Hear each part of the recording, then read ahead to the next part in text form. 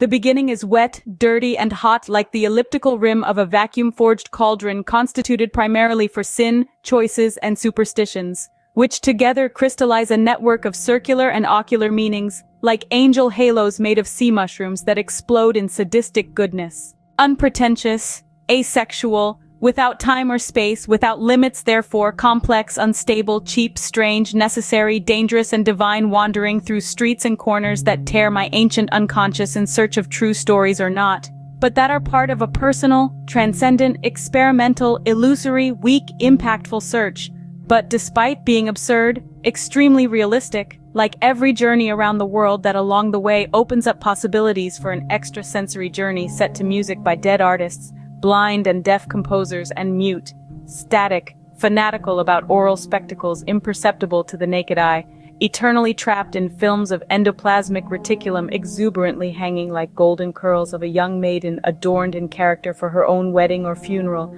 in an infinite loop of dietary déjà vu prepared with salt to taste for the most obese minds of the pure or abstract intellectual universe, that is, relative to a fact, tied to an act, building a gap presupposed by the laws of physics or quantum linguistics, incoherent and magical, the touch of orphanages predisposed to adoption, like Adam and Eve in search of redemption, enhanced by macabre rituals already witnessed by all the members of my family, not biological, but of creation, not of this life, but of past times, perhaps of future eras, grandchildren, great-grandchildren, great-great-grandchildren, even great-great-great-grandchildren, naive, wise, quick, flexible, born athletes, poor in matter, rich in images, creative like artificial intelligences, self-proclaimed artificial by natural intelligences, self-determined by immaterial intelligences, climbed into timeless, immoral, essential fallacies, for continuation of the human species, which from time to time proliferates demographically, democratically,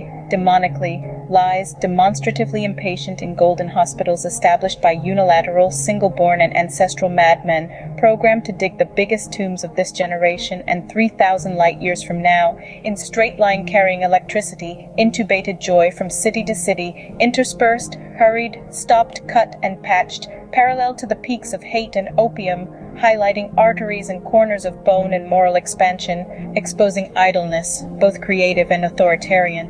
Authorized, autographed, autobiographical, thick, practical spasms, congruent with terminally ill patients who walk in waiting, like cow's milk that could go to the black calf, but goes to the white teeth of the white child.